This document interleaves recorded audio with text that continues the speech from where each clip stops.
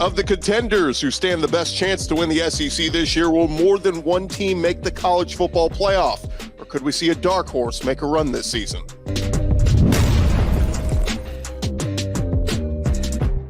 What's happening, everybody? Welcome into the Ultimate College Football Preview, brought to you by Game Time. Download the Game Time app, create an account, and use code LOCKEDONCollege to get $20 off your first purchase. Last-minute tickets, lowest price guaranteed. I'm Chris Gordy, host of Locked On SEC, joined by our fellow Locked On hosts from across the conference. We're joined tonight by Daniel Monroe of Locked On Bulldogs, Jimmy Stein of Locked On Bama, Caroline Fenton of Locked On LSU, and Eric Cain from Locked On Vols. Guys, we will start here.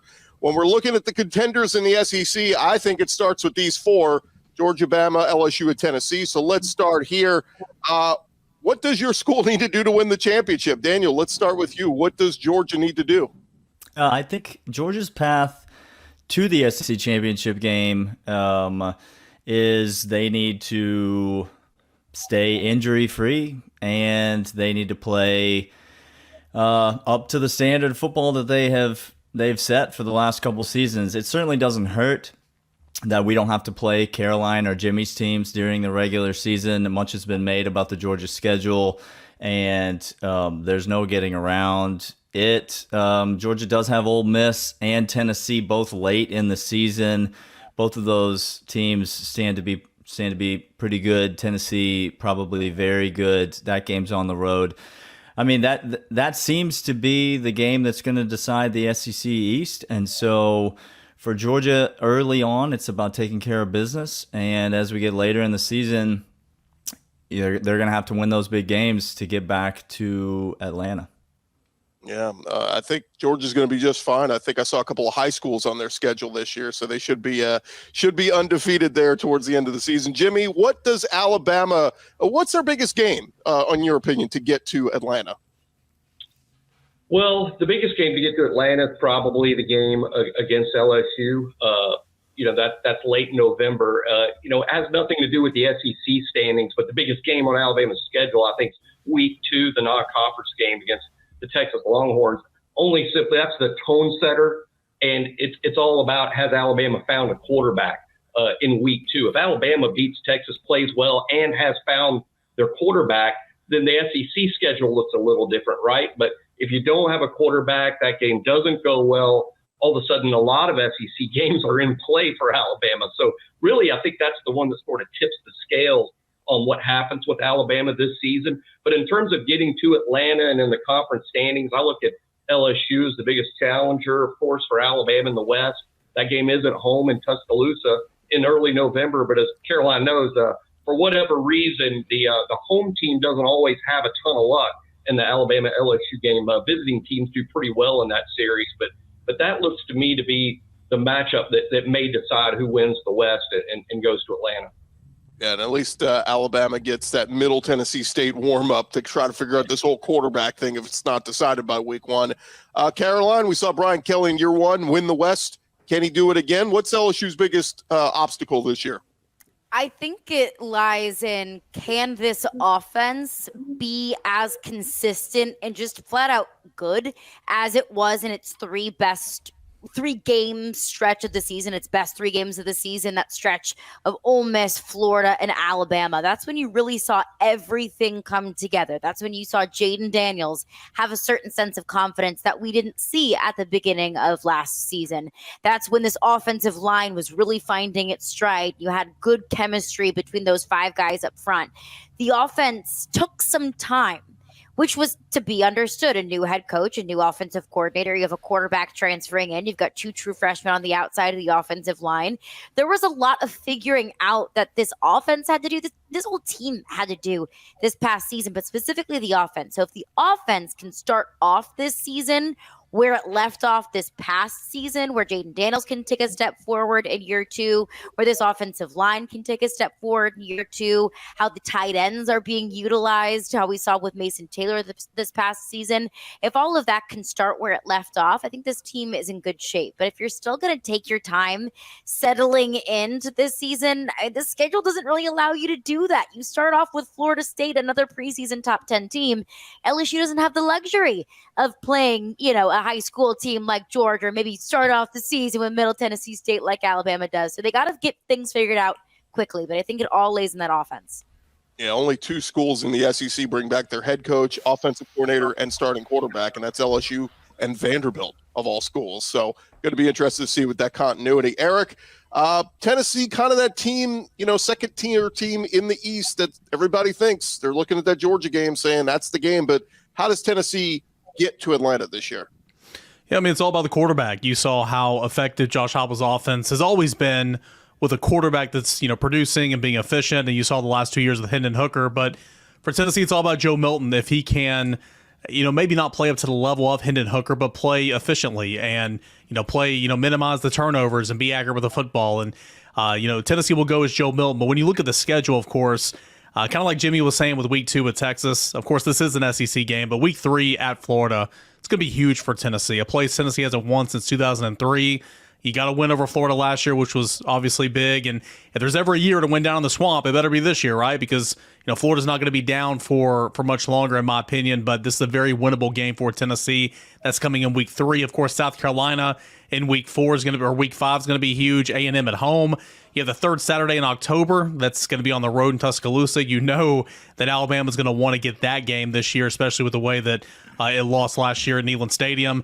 At Kentucky's not going to be a challenge, but of course it's the Georgia game. So my point is, Tennessee's going to be tested so many times by the time it hosts Georgia November the 18th at Neyland Stadium. We know what everybody's questions are. We've kind of talked about that in recent weeks. I want to know what you feel best about with your team. Daniel, let's start with you. What are you most confident in with Georgia this year? I think when you look at Georgia, the biggest question is obviously the quarterback. Everybody knows that, the offensive coordinator. But I think the skill positions on offense and the offensive line absolutely shape up to be one of the big strengths of Georgia's team. Obviously, they return Brock Bowers, who's the all-everything pass catcher in the SEC. A lot of talent. A.D. Mitchell goes to Texas at wide receiver, but a lot of talent. They bring in 2 guys in Dominic Lovett from Missouri, Ra Thomas from Mississippi State. In the case of Dominic Lovett especially, very productive SEC pass catchers. And so you've got a lot of returning talent at the skill positions on offense, and then 4 of the 5 offensive linemen coming back, if you include Amarius Mims, the right tackle, who played a lot of football, even though he wasn't technically a starter. He was in on the second play of the national championship game and played most of that game. He played a lot of football for Georgia. So 4 out of the 5 spots on the offensive line, all the offensive skill positions. I think everybody looks at Georgia's defense. They return a ton from that defense last year, losing Jalen Carter, the biggest loss, obviously, and Christopher Smith, Keely Ringo out of the secondary, but returning a lot of production on defense. But I'm actually, if they can figure out the quarterback, I'm actually most excited about the continuity on the offensive side of the ball for Georgia this year. So I think that'll be a strength that they will lean on as the season goes on. Yeah, it's something when you could change out OCs and it doesn't matter. You're still as confident in the offense and scoring points. Jimmy, let's go over to you. What do you think is Bama's biggest strength, or what are you most confident in with Bama? Actually, and it's a little different than what we've seen from Alabama in the most recent past, but running the football. I think with Bryce Young, you obviously do what the offense does best. With Bryce Young, that was throw the ball around a lot, and it was really effective. Alabama scored the most points in college football over the past 2 seasons. But at the same time, there have been many instances in the games where Alabama had a difficult time converting even 3rd and shorts, 4th and shorts. I think there's a return or a renewed emphasis in the power ground game, and there's a lot of evidence that that's the focus for Alabama. They hired an offensive coordinator who's running offense that's based on physicality and featuring tight ends and running the ball a lot. They signed 2 of the top 3 running backs in the country in the 2023 recruiting class. You bring in a transfer portal tight end from Maryland who's a block first guy, a 250-pound tight end to help seal that edge. I think this is just a return to running the football. The right side of the offensive line in particular looks fantastic with J.C. Latham, a potential first-team All-American, Tyler Booker, a year younger, but really in Latham's ballpark as a player and a returning center. I think running the football, going back to kind of a back to the future sort of a thing with Nick Saban. I think he wants to run the ball, do a little bit like you saw earlier in the Saban era. And I'm pretty confident they have the pieces in place to do that. Caroline, I know you talked a little bit about Jaden Daniels in that offense already, but what is, and we talk about things keeping us up at night, what's not keeping you up at night with this LSU team? It's a hard question to answer because I can't pick just one, which let me tell you, Gordy, that is so refreshing this year to be able to have so many things that I can choose that I feel confident in versus last year going into Brian Kelly's first season having nothing but questions. But I would say I'll pick one offense and one defense. Defensively, it has to be the front seven. I mean, you've got Mason Smith returning from injury. He tore his ACL in the first game of the season against Florida State last year, returning him, poised for a breakout season. You have Mekhi Wingo returning, who stepped up when Mason Smith went down with an injury last year. He has emerged as a leader on the field, off the field, and has been a force on the defensive line.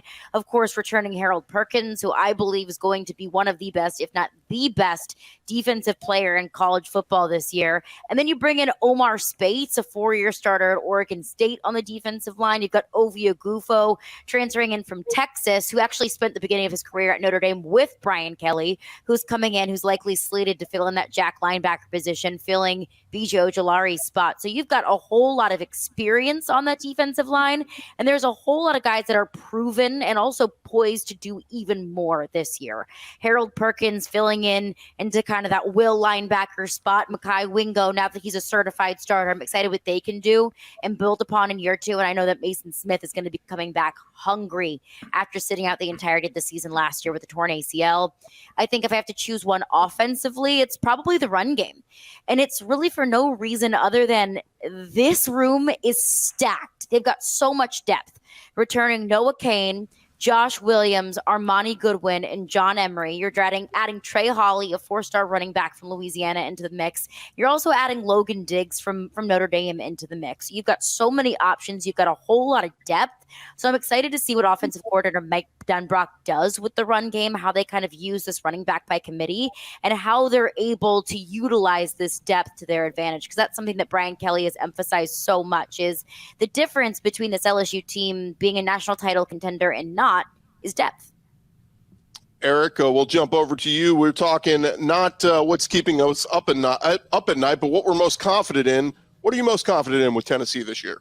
You know, it's funny. You lose the Blitnikoff Award winner in Jalen Hyatt. You lose Cedric Tillman, who was a 1,000-yard receiver in 2021. And you would think that you're going to take a step back at receiver, but I think Tennessee's receivers are going to be really good this year. You have Brew McCoy, who had over 800 yards receiving a season ago. Ramel Keaton, who is getting a whole lot of offseason praise. You've got Squirrel White, who showed up really big in the Orange Bowl and some other games last year. And then, of course, you bring in Dante Thornton, who gives you a different dynamic in the slot, long, explosive. And Tennessee pretty much has 4 starting receivers, and they only play 3. And so I think there's a whole lot of confidence in the wide receivers. But as I mentioned earlier, it's all about the quarterback. And you got to have a quarterback that can play efficiently and get the football out there. But I think Tennessee's wide receivers are going to be a strength for Josh Heupel this season. Could someone make a dark horse run this season, the SEC? We're going to tackle that next on the Ultimate College Football Preview on Locked On SEC. First, I want to remind you guys this episode is presented to you by our friends over at LinkedIn Jobs. Look, these days, every new potential hire can feel like a high-stakes wager for your small business, and you want to be 100% certain that you have access to the best qualified candidates available. That's why you got to go check out LinkedIn Jobs. LinkedIn Jobs helping you find the right people for your team faster and for free. It's very simple. You go to their website, you post your job for free, you add the purple hashtag hiring frame to your LinkedIn profile. That's going to spread the word that you're hiring. And then they offer simple tools like screening questions, going to make it easy for you to focus on the candidates with just the right skills and experience so you can quickly prioritize who you want to interview and hire. It is why small businesses rate LinkedIn Jobs #1 in delivering quality hires versus leading competitors. LinkedIn Jobs helping you find the qualified candidates you want to talk to faster. Post your job for free at linkedin.com/lockedoncollege. That's linkedin.com/lockedoncollege. Go post your job for free. Terms and conditions apply. We've talked about the 4 favorites, but what about the rest of the conference? We bring in the rest of our Locked On hosts: Zach Blackerby of Locked On Auburn, Lance Dawe of Locked On Kentucky, Andrew Stefaniak of Locked On Aggies, John Nabors, Locked On Razorbacks, Andrew Lyon, Locked On Gamecocks, Brandon Olsen, Locked On Gators, Stephen Willis, Locked On Ole Miss, and John Miller, Locked On Mizzour. It is quite a haul we have here. Zach, I want to start with you. What does a successful season look like for Hugh Freeze in Auburn in year 1? Yeah, I mean, it's been a wild off season, and I hope all of you guys brought your jackets because there's a freeze warning happening throughout the remainder of the conference. But I think 7-5 is becoming the expectation, and I think 8-4 or anything better than that would be something that Auburn fans would happily accept with this first year in the Hugh Freeze era. John Miller, Locked On Mizzou. I know Eli Drinkwitz got the big extension. What does Mizzou have to do to make a run this year? Honestly, very similar to what Zach just said about his program. Give me 7-5, give me 8-4. I'm really happy this season because so far under Drinkwitz, the program has made baby steps every year. Really, last year should have been the breakthrough. Hopefully this is it this season. Never had a winning season. I think this is it for Drinkwitz and company. John Nabors, the Razorbacks, bring back KJ Jefferson, bring back Rocket Sanders, one of the best runners in the SEC. What's the path for Arkansas here?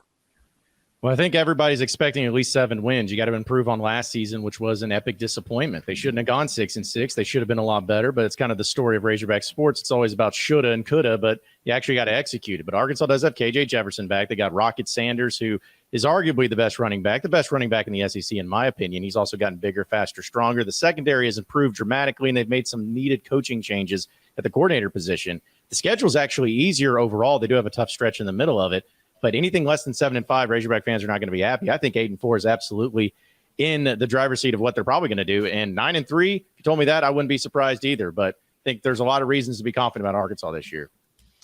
Lance Dawe, Kentucky loses a lot, brings in a lot.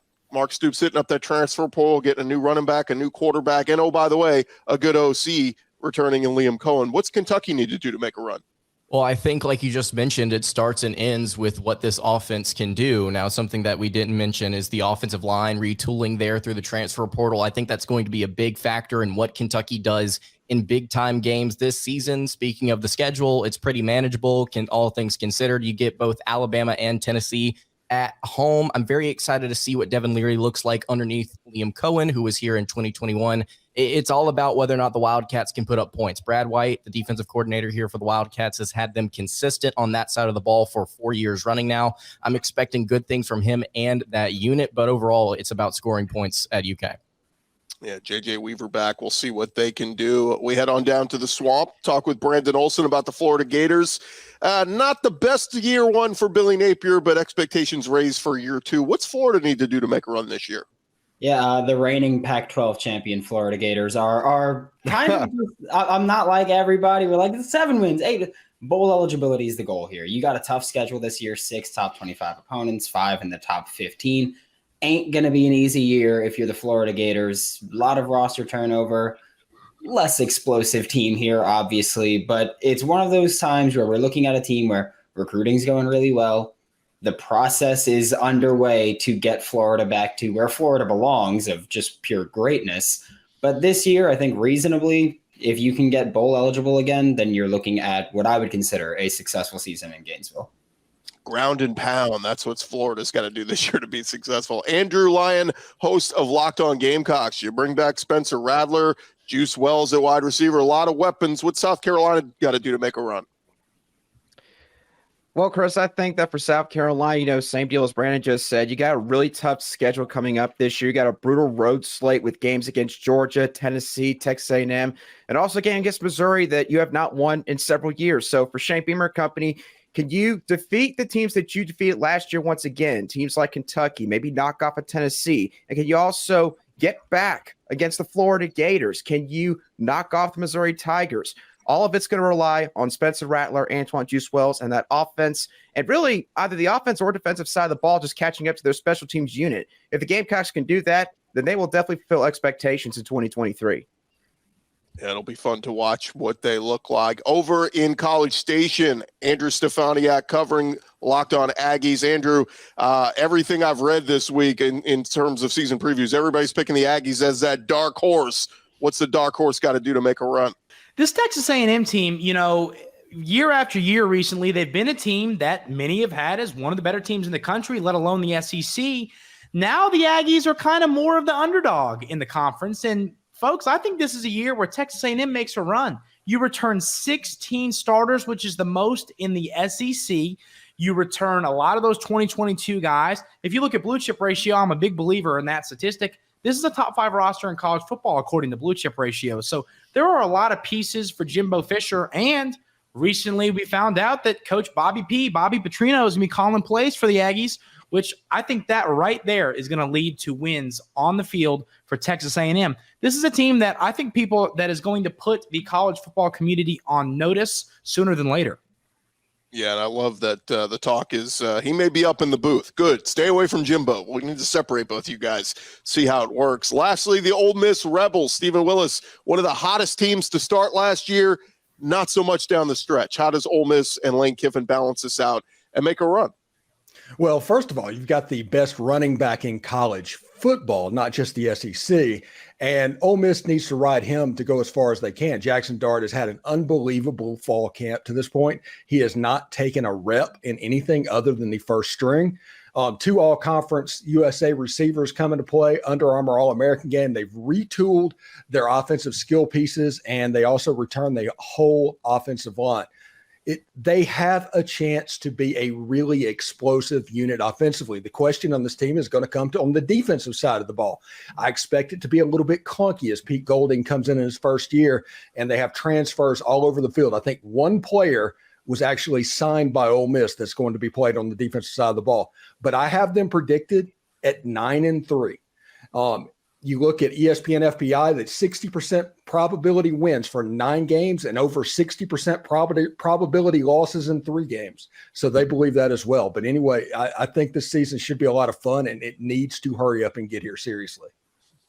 2 of the best runners in the SEC, of course, back in Rocket Sanders and Quinshon Judkins. All right, guys, real quick, rapid fire, quick 5 seconds from each of you. Give me a team from this group you think could make the SEC championship that's not your own school. Zach, we'll start with you. Ooh, I'll go with Andrew Stefaniak's team. I'll go with the Texas A&M Aggies. I think they've got the talent to do it. John Miller, who you got?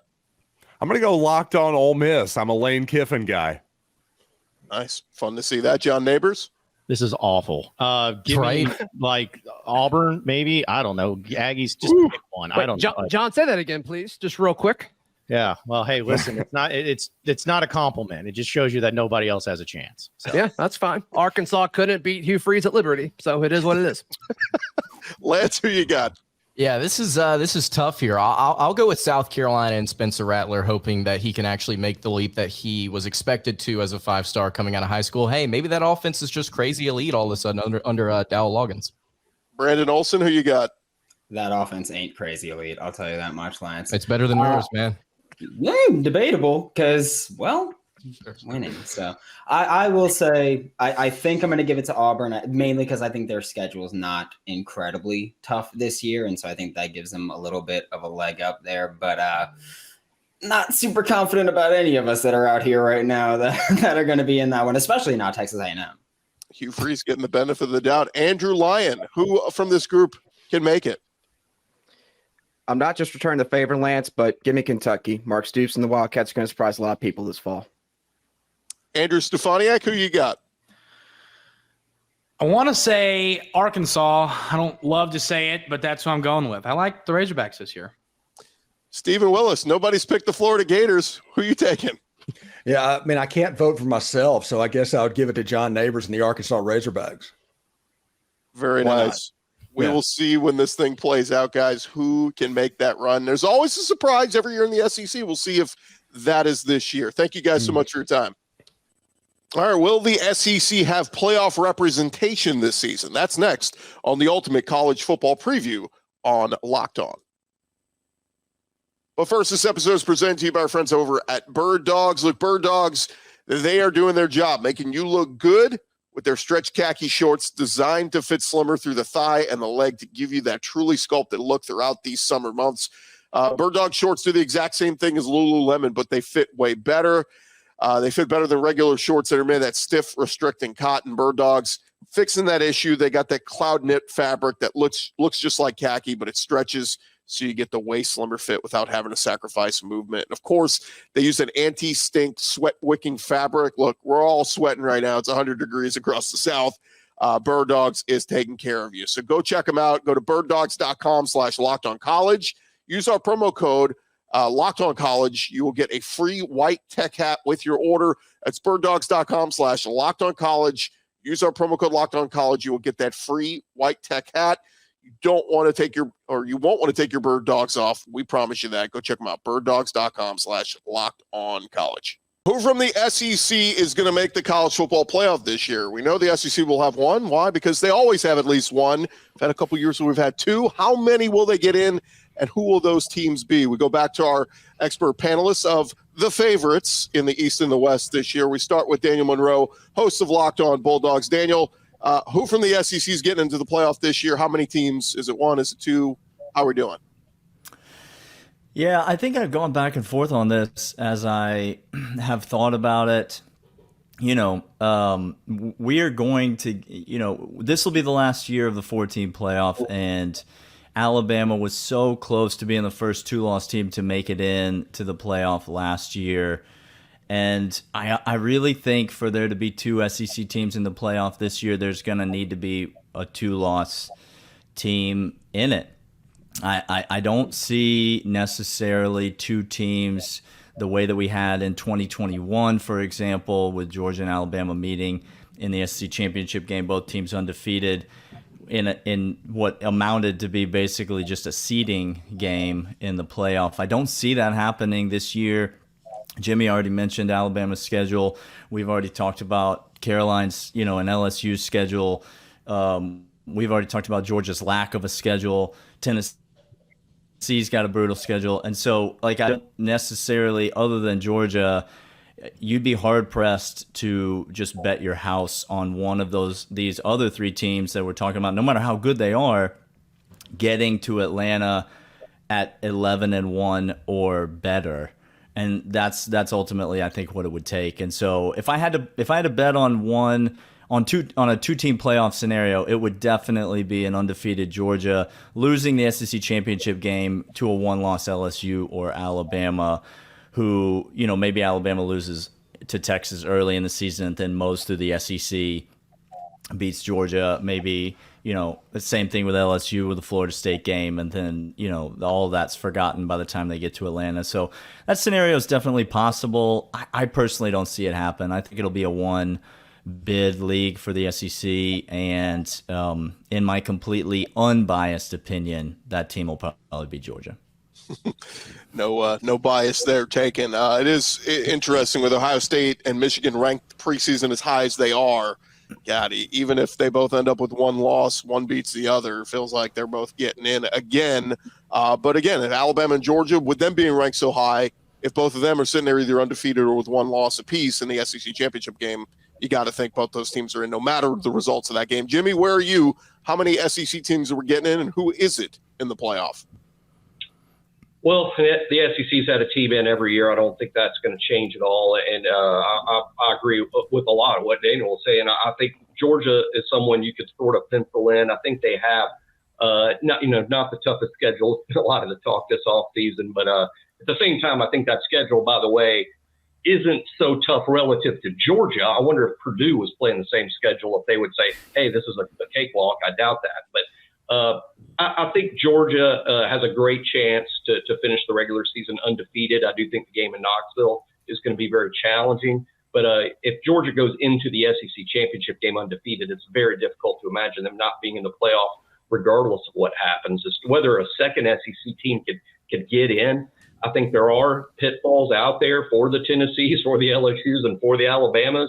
I think it's going to be imperative that you get to the SEC championship game with only one loss before you play a team as talented as Georgia. I don't know if that's going to happen, but I will say this. I think the winner of Alabama LSU is probably one of the best 4 teams in college football this season. I just don't know if that's going to get you in the playoffs. So I'm going to say 1, but the winner of the LSU-Alabama game is going to have an excellent chance. Yeah, that's a great point. It does feel like that's almost a de facto playoff game between LSU and Alabama. We'll see what both those teams look like when we get there. Caroline, in your mind, who from the SEC gets into the playoff, and is it 1 or 2 teams? Yeah, I hate to follow suit and I hate to, kind of ride the bandwagon, but that's really what it feels right now, because it feels like there's an SEC that we're in an SEC this year where there's so much uncertainty, and really the most certain thing right now feels like it's Georgia and then it's everybody else. I mean, they're just that good. They have one of the best playmakers in the game in Brock Bowers, and I don't see anybody really pulling a huge upset against Georgia. So I fully expect Georgia to go into the SEC championship game undefeated. And even if they do lose that game, I still think that Georgia deserves a bid to the college football playoff, and I think that they would get one. I would agree that Alabama LSU game feels like it's almost like a college football playoff tryout, because I think that that's going to be the game that wins the West. So you win that game, you head to Atlanta, and then at the end of that, it's who has the better schedule. I think that whether it's Alabama or LSU or whoever is the representative for the SEC West, if that team is able to beat Georgia, to hell if they got 2 wins. If you can beat Georgia, you deserve to compete for a national title. So I do think that there's absolutely a space there. I think there's a possibility and a path for 2 SEC teams, Georgia and then an SEC West representative. But with so many question marks and so much uncertainty surrounding a whole lot of teams in the West, Alabama included, I wouldn't be surprised to see the West kind of beat up on one another and almost eliminate themselves from contention. So I'd put my money on just Georgia, but there absolutely is a path there for 2 teams if they're able to upset Georgia in the SEC championship game. Yeah, and it's great to pivot to Eric here, because look, you guys talking about Bama was maybe trying to get in as the first 2-loss team. We were making a case down the stretch of last season for Tennessee, going, if Tennessee wins out, they're going to get in. They went and laid a turd at South Carolina. We know how that worked out. But Eric, how many SEC teams are getting in the playoff this year?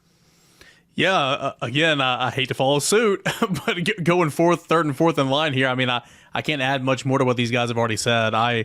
When you start in the East, yeah, I think Georgia's got a very good chance of going undefeated. Obviously, the game at Tennessee, it's going to be huge. Georgia's going on the road to Neyland Stadium. What does Georgia look like at that point? You'd expect them to be pretty good. But again, what does Tennessee look like at that point? How has Joe Milton progressed throughout the season as being the guy, as being the starting quarterback? Has Tennessee dropped a game or 2 by that point in time?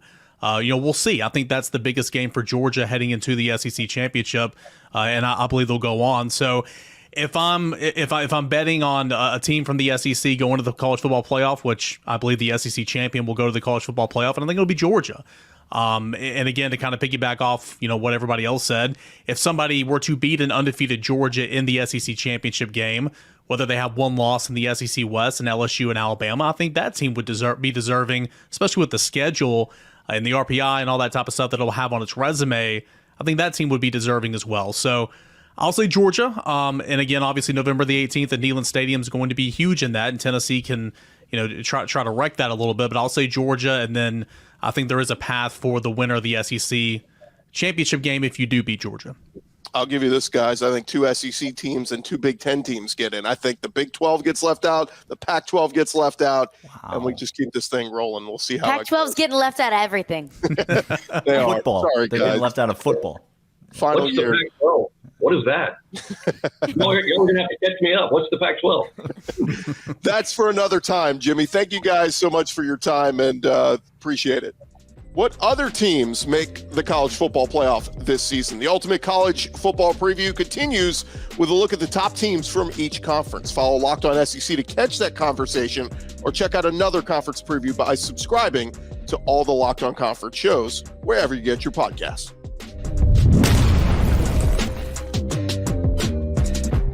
Now that you know who the players are for the SEC, join me, Caroline Fenton, as we break down who makes the college football playoff and who will ultimately win it all. Go to Locked On SEC wherever you get your podcasts for this bonus episode of the Ultimate College Football Preview.